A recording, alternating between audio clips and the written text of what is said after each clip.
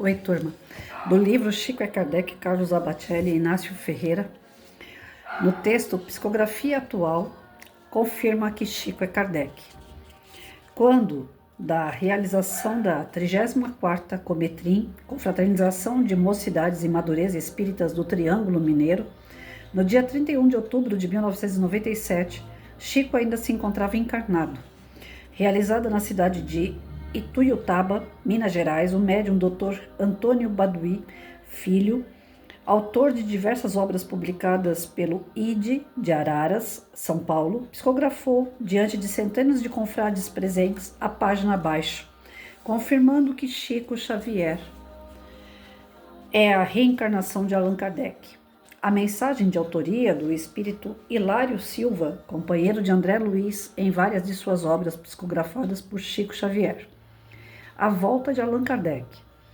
Início do século XX, nas regiões mais elevadas da espiritualidade, acontecia importante reunião, encontro significativo, decisões de relevância, presença marcante de Allan Kardec.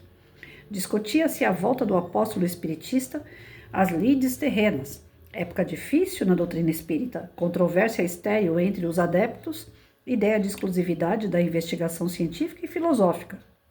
O cientificismo, atuante no meio doutrinário, negava o aspecto religioso. Urgia, pois, o testemunho do espiritismo, comprometido com as lições da Boa Nova, semeando no coração dos homens amor e caridade. Clima de emoção, recolhimento, expectativa, venerável preposto de Jesus, envolto de luz, alvinitente, dirigiu-se a Kardec e falou com bondade. Chegou a hora, meu filho. O codificador respondeu, firme e respeitoso. Estou pronto e confiante. Consta nos registros do mundo espiritual que ocorreu a partir daí sublime e emocionante diálogo do qual transcrevemos palidamente alguns fragmentos. Renascerás em condições adversas. Obedecerei à vontade do Senhor. Começarás muito novo, entre aflições e dificuldades, e trabalharás com sacrifício e renúncias por longo tempo. Dedicarei cada minuto à seara do bem. Não possuirás títulos acadêmicos. O único título que almejo é o de fiel servidor do Cristo. Encontrarás desconfianças e agressões.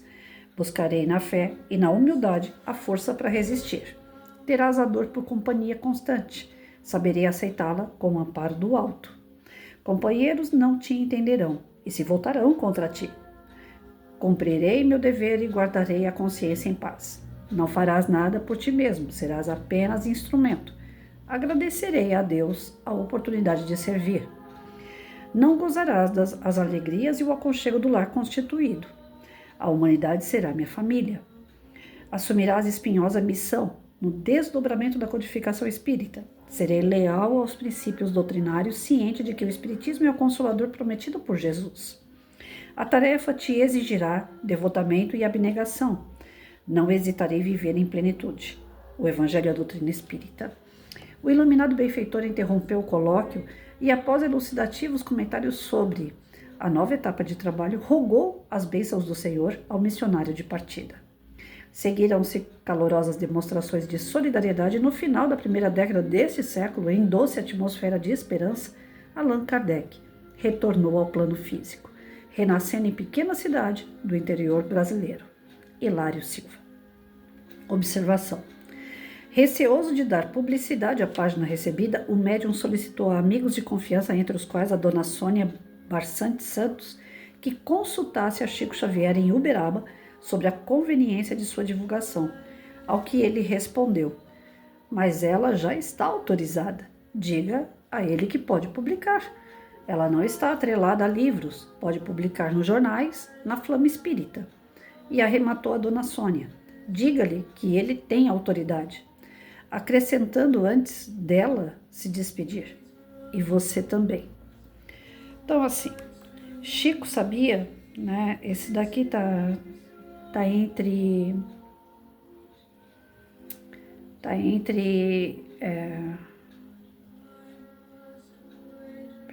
peraí que eu não entendi isso daqui.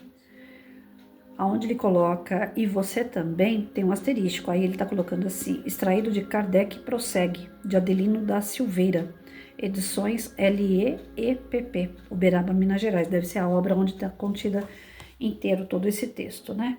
Creio eu. Enfim, aqui nesse texto, existiu então uma psicografia que antecede a vinda de Chico. Não, que antecede a vinda de Chico, não. Chico já estava encarnado, né?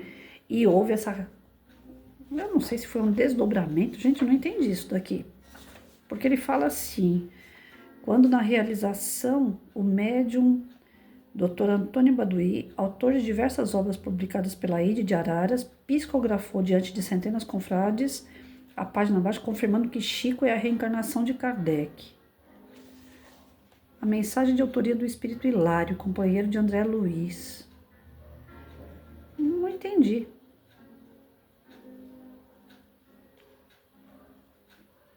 Está dizendo que é a volta do Kardec no corpo do Chico.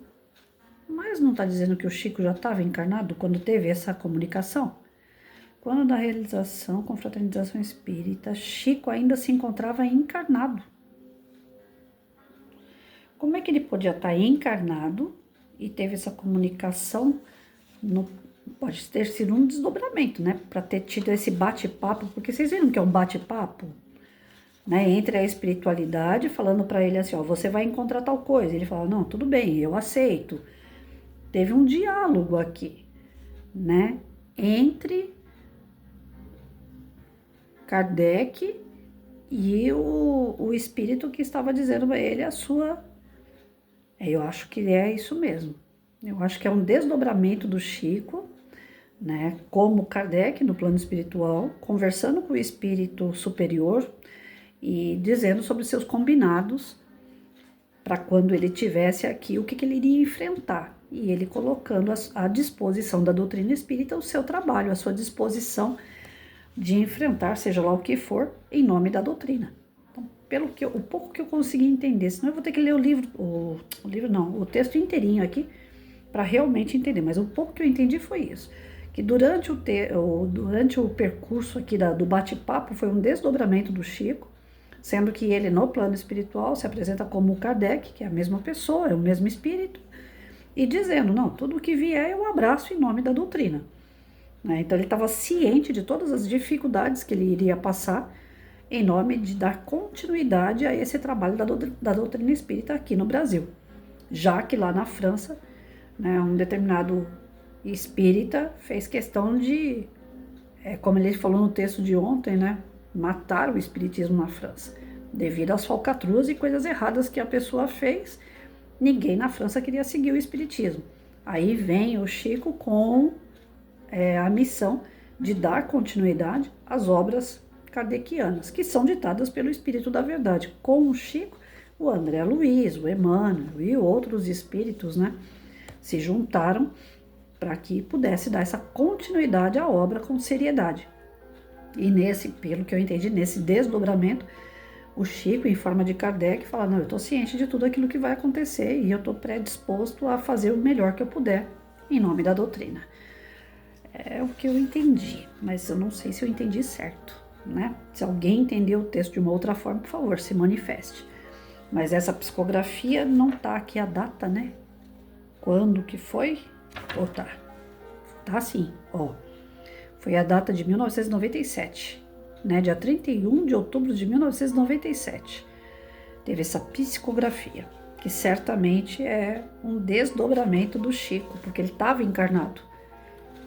Então não era algo que estava vindo do plano espiritual, uma comunicação do plano espiritual, mas sim uma comunicação de desdobramento. E essa mensagem veio por Hilário Silva, que é companheiro de André Luiz, em várias obras psicografadas pelo Chico. Queria ver se eu pegava mais alguma informação aqui para passar para vocês. No final das contas, houve assim um receio, né, de passar essas informações ao público, e o Chico falou, não, vocês têm autoridade para repassar, pode passar, não tem problema nenhum, não.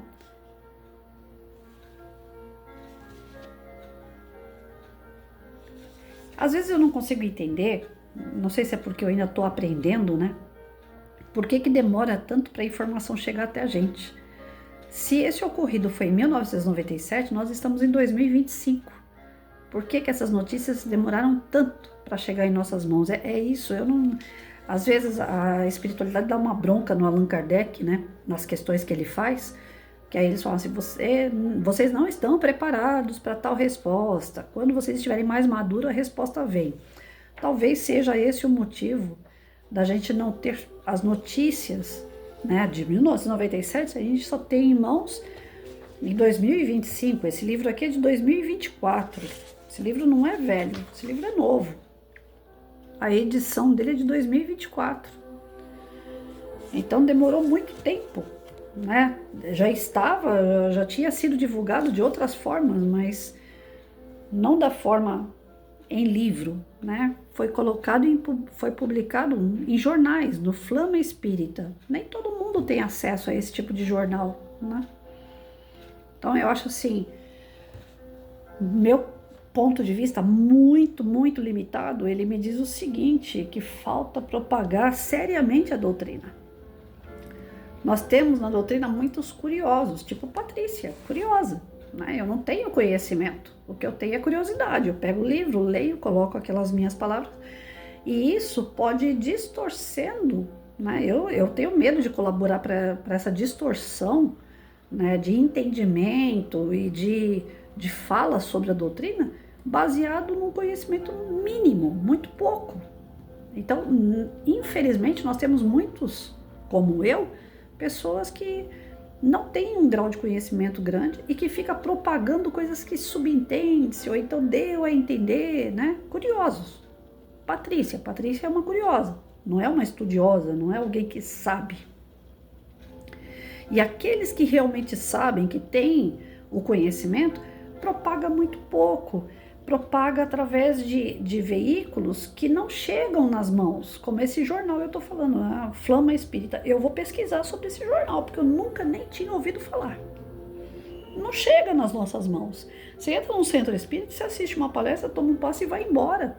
O mais que uma pessoa faz no centro espírita, quando ela tem o desejo ou uma necessidade de desenvolver a mediunidade, ela entra lá e faz um curso básico. E aí a gente não vai além, né?